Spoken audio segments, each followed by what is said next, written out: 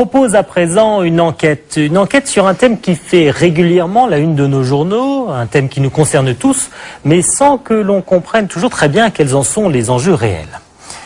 OGM, organisme génétiquement modifié, 3 lettres qui sont entrées dans notre vocabulaire ces dernières années. Ce que l'on sait moins, c'est que le débat qui s'est créé autour de son utilisation en Europe, ce débat n'a pas eu lieu dans d'autres pays. En Argentine, par exemple, depuis 1996, les cultures transgéniques ont été autorisées, et surtout celle du soja. Alors si dans un premier temps, il y a bien eu le miracle promis par la multinationale Monsanto, 10 ans après, les paysans sont piégés par la soja-dépendance. Comment l'Argentine s'est pris les pieds dans les champs de soja transgénique? C'est une enquête de Marie-Monique Robin et Guillaume Martin.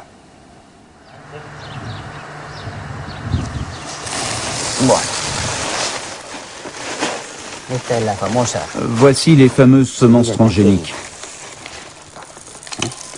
Au début, nous les avons adoptées comme des pépites d'or. On les appelait même les semences magiques. Et voici le glyphosate.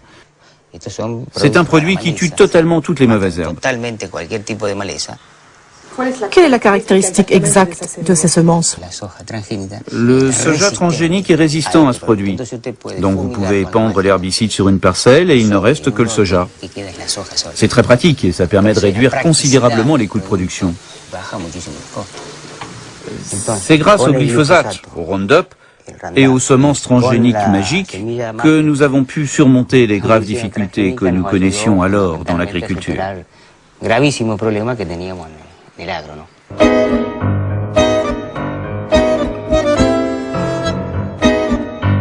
C'était en 1996.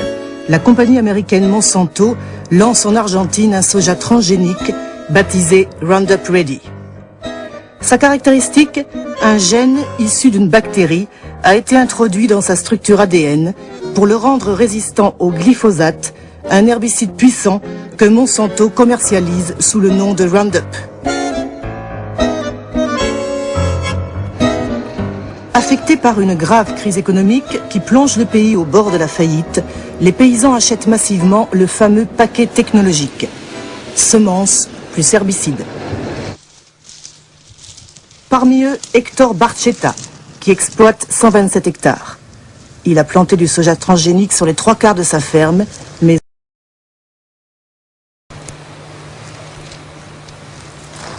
Le soja a tout envahi. Comme il valait plus que le maïs et que ses coûts de production étaient bas, eh bien les producteurs sont passés directement au soja. On a tous arrêté de produire le maïs, le tournesol, les légumes, et on a arrêté de pratiquer la rotation des cultures. En fait, le producteur est tombé dans un piège, car maintenant il se rend compte que ces sols sont complètement détériorés. C'est-à-dire que d'un point de vue humain, je ne sais pas si ce que je fais est bien. D'un point de vue économique, si. Mais je ne sais pas si c'est bien pour le futur de mes enfants. On est en train d'exploiter de ça.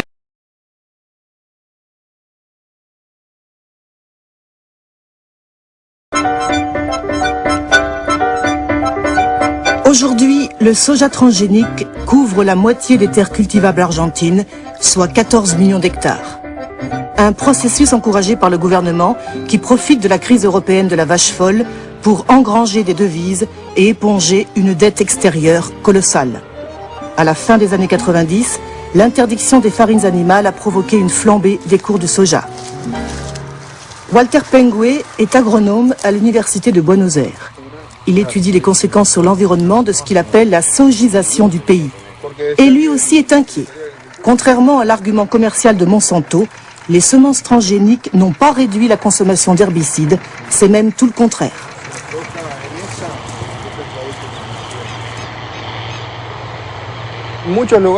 Il y a beaucoup d'endroits où on commence à avoir des problèmes avec les mauvaises herbes qui sont devenues tolérantes au glyphosate. Elles ne sont pas devenues résistantes, mais tolérantes.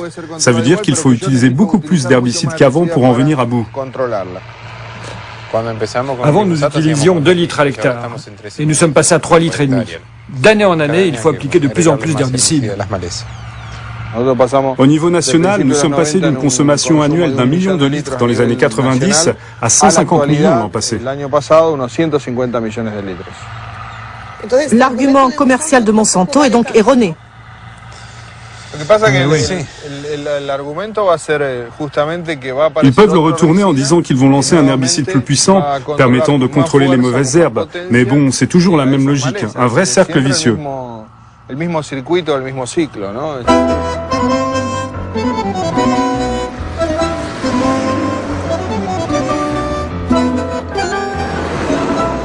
En moins de 10 ans, les OGM ont colonisé les provinces les plus fertiles du pays.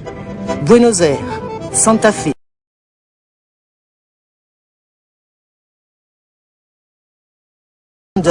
Généralement par avion. Dario Gianfelici est médecin généraliste depuis 23 ans. Il exerce dans une petite ville située au cœur de l'empire transgénique. La prolifération des plantations de soja représente pour lui un véritable cauchemar sanitaire. Ici, on voit du soja sur les bas-côtés de la route. Il occupe un espace public qui a été confisqué par un individu pour son intérêt personnel. C'est courant sur toutes les routes de la province. Il arrive qu'en circulant, on se fasse arroser par les épandages.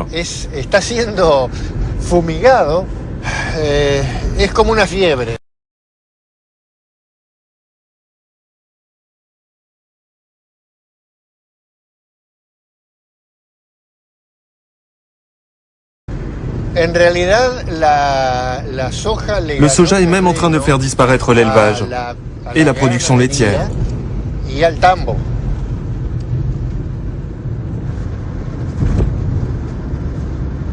Tenez, regardez là. Cette maison se trouve à moins de 50 mètres du soja. Et bien sûr, il est arrosé d'herbicides.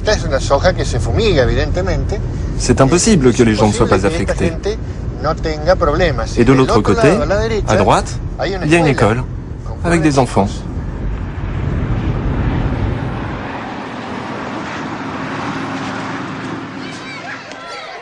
Pour l'heure, le docteur Gianfelici refuse de se prononcer sur la nocivité éventuelle des plantes OGM, car pour lui la question reste ouverte. En revanche, il accumule les données sur les conséquences pour la santé des épandages. Il a été contacté par cette école catholique qui vient d'être victime d'une grave contamination. Ils avaient fait un épandage dans tout le secteur et il se trouve que peu après il a plu. Ensuite, le soleil est arrivé et ça a provoqué une évaporation. Et beaucoup de gens ici ont eu des problèmes. Nous avons eu 53 enfants qui ont eu des problèmes de vomissement, de diarrhée ou de maux de tête. Chez moi, je suis la seule qui n'ait rien eu, sinon toute ma famille a été affectée. Et les services de santé, ils ont mené une enquête? Oui, et ils ont dit que c'était un virus. Ils ont fait analyser l'eau, mais ils n'ont rien trouvé. Tout était parfait. Mon fils aussi a été affecté ce jour-là.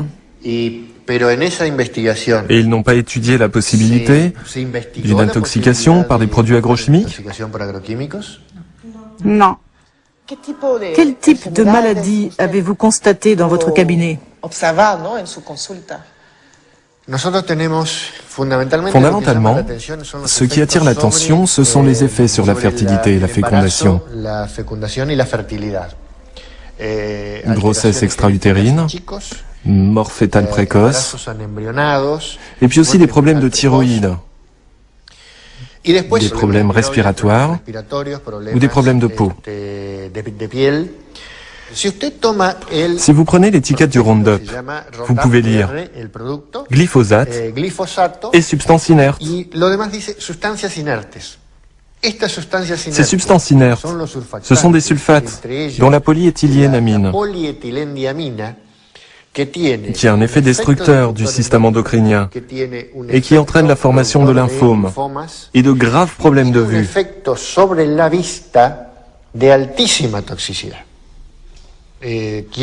Malheureusement, tous ceux qui essaient de parler de cela sont considérés comme des fous, s'opposant au bonheur et à la prospérité du pays.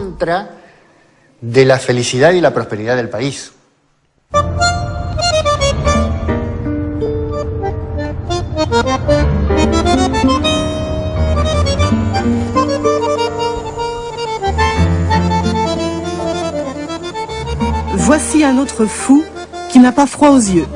Luis Castellan, un ingénieur agronome de la province de Formosa, à la frontière du Paraguay. En février 2003, il est contacté par les habitants de la colonia Loma Cenes, dont les cultures vivrières ont été anéanties par les épandages. Pour porter plainte, ils ont besoin d'un rapport scientifique. Luis accepte de le réaliser, une première en Argentine.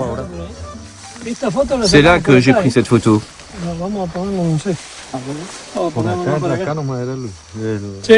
Ah oui. Les patates étaient là-bas. C'était là, exactement. On voit bien que ce jour-là, il y avait beaucoup de vent. C'est comme ça que la pulvérisation qui a été faite ici à gauche a été déportée sur au moins environ 400 mètres. 400 metros aproximadamente. Sí, 400 metros. Cette parcelle appartient à un voisin qui vit dans une petite ville pas loin d'ici. Il loue sa terre à une entreprise de la province de Salta. Cette entreprise sous-traite les semis du soja et des épandages à des prestataires. Ça a été l'un de nos problèmes quand nous avons porté plainte. L'entreprise qui exploite le soja a dit que ce n'était pas sa faute, mais celle de la société qui pulvérise l'herbicide.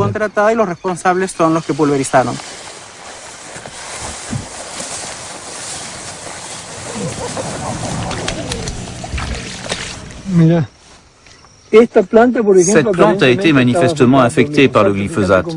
Regardez comme les feuilles sont brûlées. C'est un pied de manioc. Après, la tige est devenue comme ça, puis comme ça. Oui, ça a été progressif. Ça attaquait d'abord les feuilles, puis la tige, et à la fin, c'était tout desséché.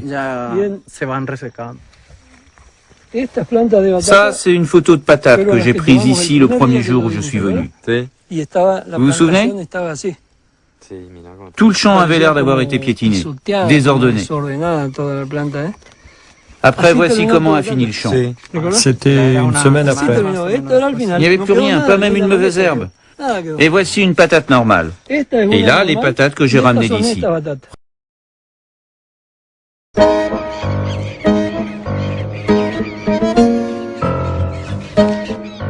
Deux ans plus tard, les habitants de Loma Cenes n'ont toujours pas obtenu réparation de leurs préjudices.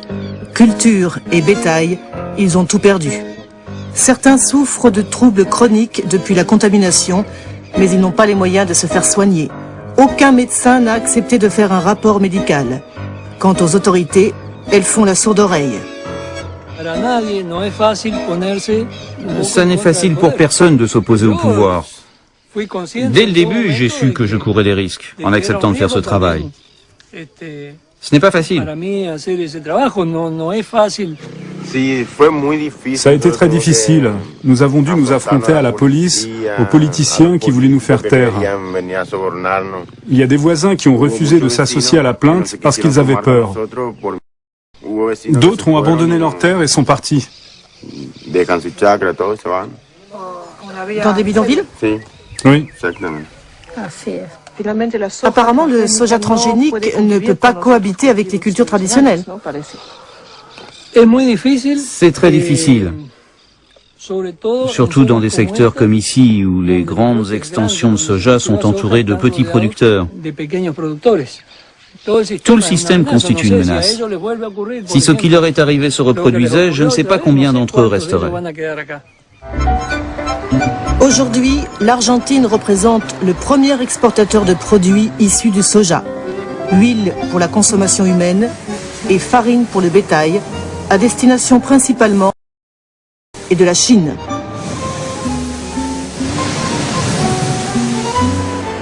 La production de grains s'élève à 37 millions de tonnes, ce qui représente 10 milliards de dollars, soit 30% des exportations nationales. Une manne qui profite surtout au secteur de l'agriculture industrielle, en pleine expansion.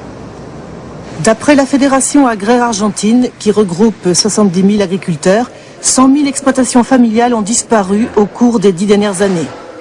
Beaucoup de petits paysans ont vendu ou ont loué leurs terres. Ils ont été remplacés par des agriculteurs plus gros, dans le meilleur des cas, ou par des acteurs qui ne viennent pas du tout du monde agricole. Les investisseurs, les opportunistes qui disent « Tiens, j'ai des capitaux ». Ça peut être des fonds de pension qui forment ce que nous appelons des poules de semis. Ils placent leur argent dans l'agriculture commerciale et industrielle à grande échelle. La Fédération agraire a longtemps soutenu l'expansion du soja. Mais aujourd'hui, rien ne va plus. D'abord, le cours de la céréale ne cesse de chuter. Et puis, en 2004, Monsanto a créé la panique en réclamant des royalties rétroactives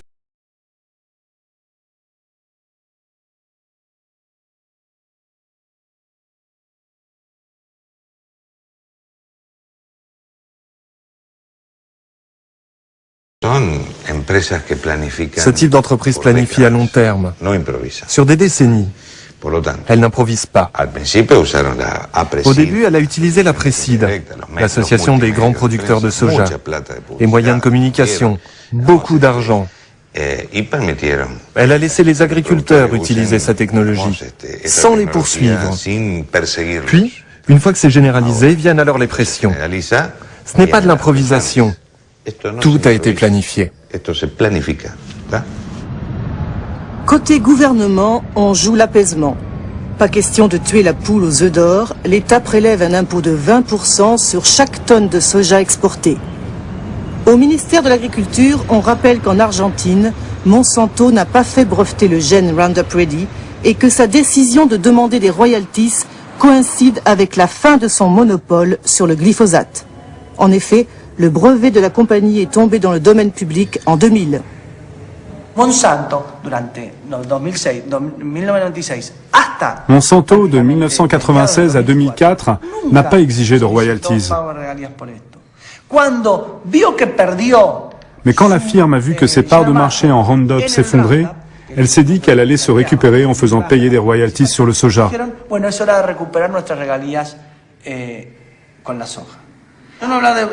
Je ne dis pas que ce fut un piège, mais ce fut une stratégie erronée. Mais le conflit est fort avec Monsanto. Plus que fort, je dirais que le conflit est compliqué, parce qu'aujourd'hui Monsanto menace d'attaquer toutes les exportations argentines. C'est très sérieux. En attendant, la résistance s'organise contre la politique du tout soja. Mocafort, le mouvement des paysans de Formosa, en a même fait le thème de son dernier congrès. Récemment, une vingtaine de membres du syndicat ont été mis en examen pour avoir empêché le décollage d'avions épandeurs.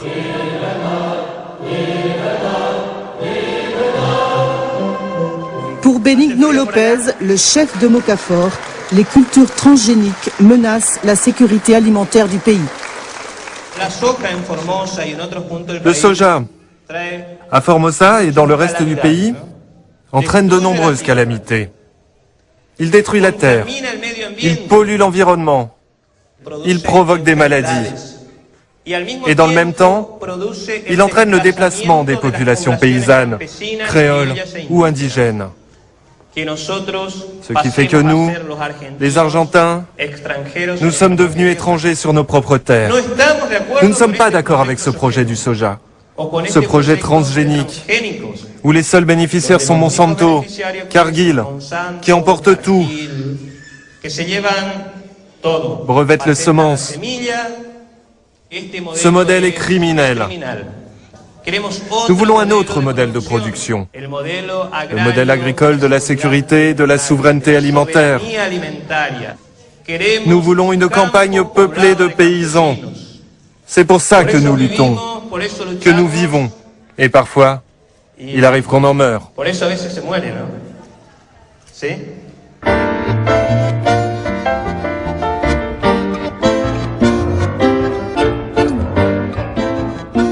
En attendant, le soja poursuit son irrésistible expansion. Toujours plus vers le nord, dans les provinces du Chaco ou de San, où l'on déforeste à tour de bras. Ces terres semi-arides sont réputées pour leurs savanes et forêts primitives, refuge d'une grande biodiversité. En 6 ans, 800 000 hectares sont partis en fumée.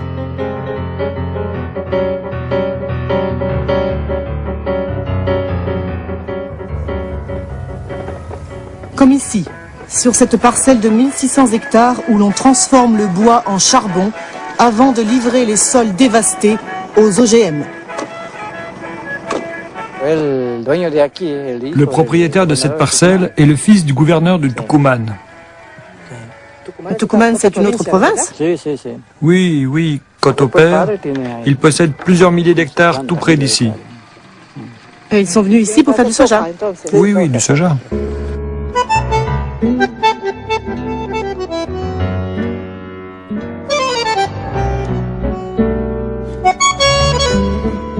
Théoriquement, les programmes de déforestation sont soumis à une autorisation ministérielle. Mais l'argent du soja permet tous les arrangements et dans les faits, la loi est violée en permanence.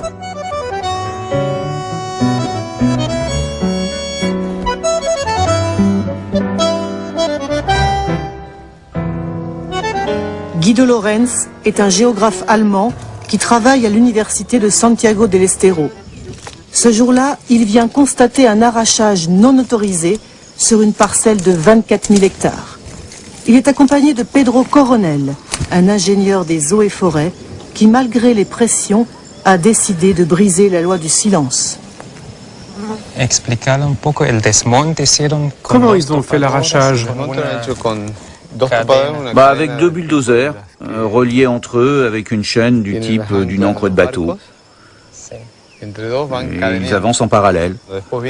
Après, dans le meilleur des cas, ils viennent avec une tronçonneuse pour couper le bois et faire du charbon. Sinon, ils mettent tout simplement le feu.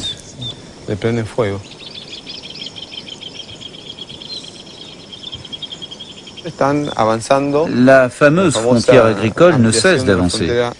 Mais en fait, ils sont en train de créer un désert. Car il faut bien comprendre qu'ici, la fertilité du sol est liée à une forêt millénaire. Alors ils vont faire 1 ou 2 récoltes, et puis la fertilité va baisser, entraînant une baisse des rendements, et finalement, après 4 ou 5 ans, ils vont partir. Les conséquences sont très graves. La première est évidente, nous la voyons ici. C'est une perte de la biodiversité, des espèces, et au-delà de tout un écosystème.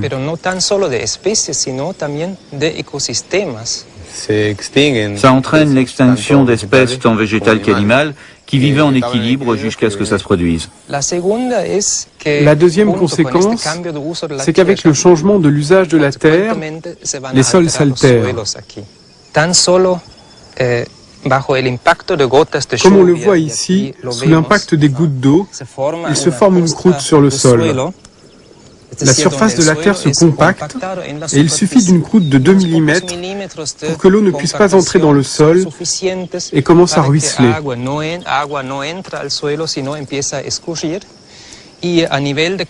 Au niveau d'un bassin, ces eaux de ravinement provoquent des inondations dans d'autres zones. Quand il y a la forêt, l'eau est absorbée sur place. Et quand il n'y a plus de forêt, l'eau dévale. Et ce ruissellement est à l'origine des grandes inondations que nous avons eues récemment à Santa Fe. Nous sommes vraiment dans une situation d'urgence. Mais au niveau officiel, on ne l'a pas encore compris. C'est très grave, car les dégâts sont irréversibles.